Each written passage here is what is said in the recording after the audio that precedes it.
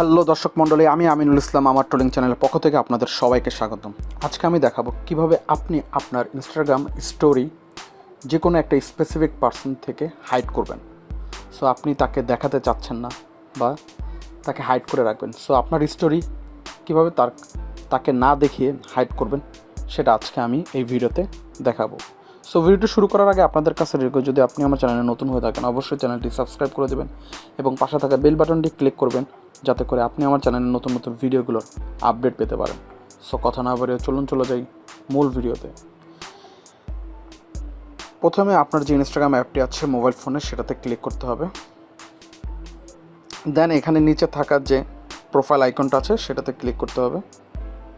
দেন আপনি এখানে যে 3 ডট লাইন মেনু আছে সেখানে ক্লিক করতে হবে। দেন আপনি চলে যাবেন হলো সেটিংসে ক্লিক করতে হবে। দেন এখানে আপনি দেখবেন যে আপনার প্রাইভেসি অপশনে ক্লিক করতে হবে।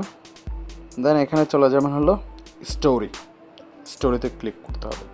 দেন এখানে দেখবেন আপনার শো করবে যে hide story from close friend replying. আপনি এখন আপনার যদি ক্লোজ ফ্রেন্ডের থেকে যদি হাইড করতে চান আপনার স্টোরি, তাহলে এখানে ক্লিক করবেন ক্লোজ ফ্রেন্ডের এখানে। দেন আপনি যদি হাইড স্টোরি ফ্রম যে কোনো মানুষের কাছ থেকে আপনি হাইড করতে চান তাহলে এটাতে ক্লিক করবেন।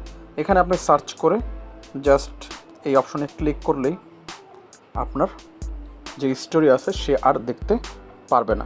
খুব ইজিলি আপনি চাইলে একসাথে অনেকগুলো মানুষকে করে রাখতে পারেন।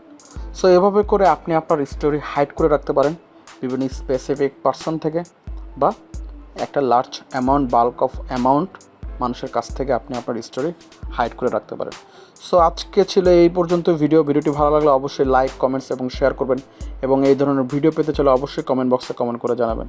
সো আজকের মতন টাটা, বাই বাই।